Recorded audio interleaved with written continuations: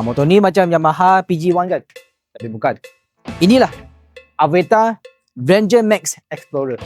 Kalau korang nak masuk hutan, nak masuk kebun, motor ni memang sangat sesuai. Sebab korang nampak dia punya tayar design untuk off-road. Jalan jauh memang tak sesuai lah. Nampak? Sebab ada customer dia cari motor ni sebab dia nak masuk hutan. Ada je customer dia baru beli motor ni dengan saya. Jom, saya tunjuk.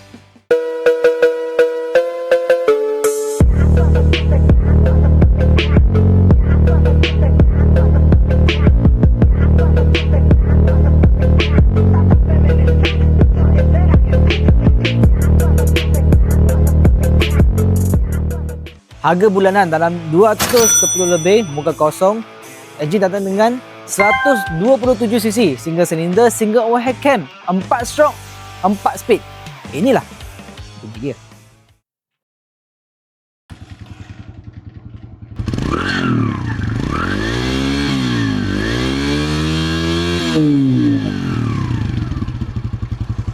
Okey, saya tunjuk cara start motor dengan dia punya meter. Okey, kunci dekat sini ya.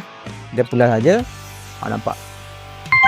Dia pakai digital meter. Okey, ini lampu tinggi. Lepas tu lampu tinggi dekat sini juga. Ini lampu signal. Signal on. Lepas tu choke dia dekat sini sebab motor ni dia pakai carburetor. Ini dia punya starter lah. Okay, itu aja. Memang simple. Okay, kalau nampak dia bentuk. Design untuk off-road. Lampu depan, signal depan, lampu belakang, signal belakang, semua pakai LED. Tank minyak dia ada 8.5 liter. Guys, kamera mari. Bukan itu saja. Avreta pun ada bagi USB Type A dekat sini. Tayar depan tak ada ABS, tak ada traction control. Okey, motor ni sesuai untuk off-road sebab korang nampak dia punya rim. Okey, tayar depan, okey motor ni dia standard lah. Ranger Max standard. Saiz rim dia ada 18 depan. Belakang pula ada 2 exhauster. Saiz rim dia 16. Ketinggian seat motor ni dia agak tinggi lah. Ada 770 mm. Korang nampak memang agak tinggi lah sebab motor off-road kan. Motor ni datang dengan starter. Berat motor ni ada 115 kg. Design memang sangat ringan.